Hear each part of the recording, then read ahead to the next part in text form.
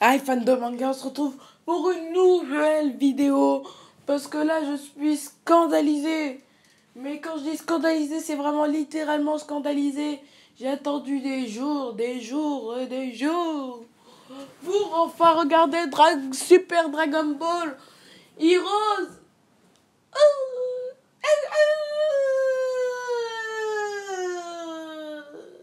Tout ça, mais tout ça pour un vulgaire épisode de 8 minutes. Vous avez bien entendu, un vulgaire épisode de 8 minutes. Vous dites, mais comment c'est possible? Bah si c'est possible. Certes, il sort Dragon Ball Super Dragon Ball Heroes pour promouvoir Dragon Ball Heroes, le jeu normal, et aussi la collection de cartes Dragon Ball Heroes. Mais c'est tellement décevant. Mais bon, passons. Je vais parler un peu de... En soi, l'épisode était plutôt bien.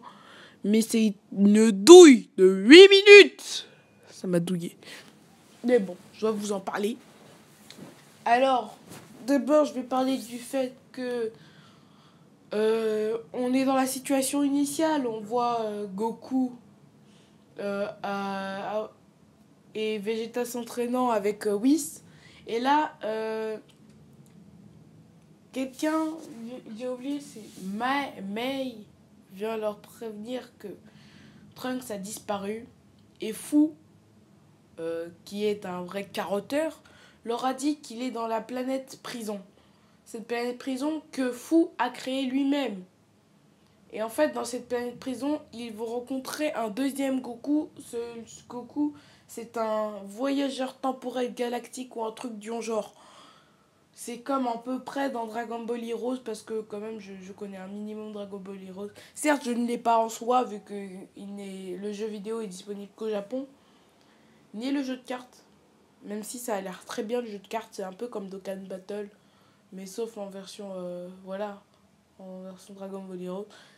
Et le truc, c'est que, je vous le dis direct, c'est particulier, quoi. Parce que tu vois, en fait, Trunks, et en fait, ils doivent rassembler les Dragon Ball dans chaque planète, parce que la planète prison, ce sont des milliers de planètes collées l'une contre l'autre. Et dans chaque planète, il doit trouver une de ces Dragon Ball. Et,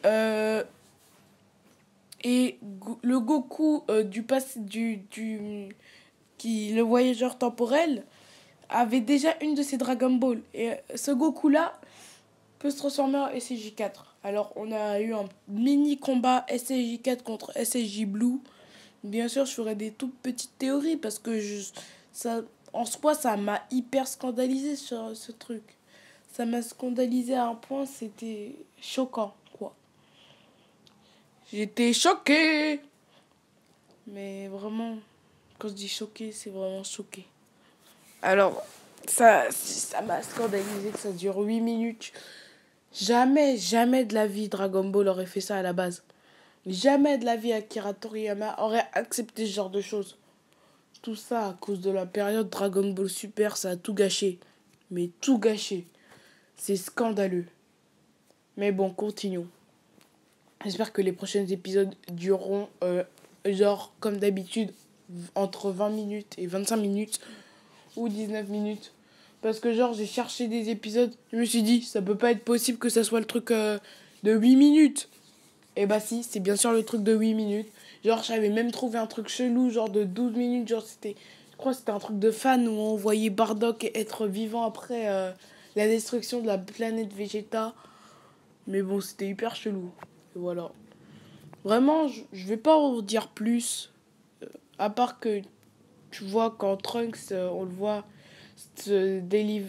sortir genre de sa genre de prison. Il est dans un lieu qui ressemble beaucoup à la terre de nous, mais genre la nuit quand il y a des trafics de drogue et tout ça, tu vois des trucs comme ça, genre comme dans les films hollywoodiens, comme en fait c'est Hollywood la nuit. Et tu vois, il y a Couleur qui lui demande « Passe-moi ta Dragon Ball ». Il dit exactement ça, « Passe-moi ta Dragon Ball ». Bon, à ce que je vois, c'était un peu logique que ça arrive, que il rajoute des anciens personnages dans le nouveau. Et il y a une scène où on voit Fou dans son genre de truc en train de contrôler toute sa zone, toutes les planètes et tout ça qui ont été collées l'un contre l'autre. Et vraiment. Et après, genre, il y a le Saiyan maléfique qu'on voit dans la bande-annonce. J'espère que vous avez vu au moins la bande-annonce de Super Dragon Ball Heroes pour que vous soyez un peu plus dans le bain.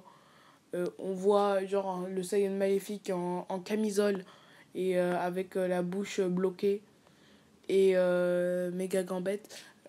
Et en fait, comment puis-je vous dire ça? Il n'est pas encore apparu, on le voit que genre sur un petit écran d'ordinateur qu'avait Fou justement. Oh mais Fou, je le déteste.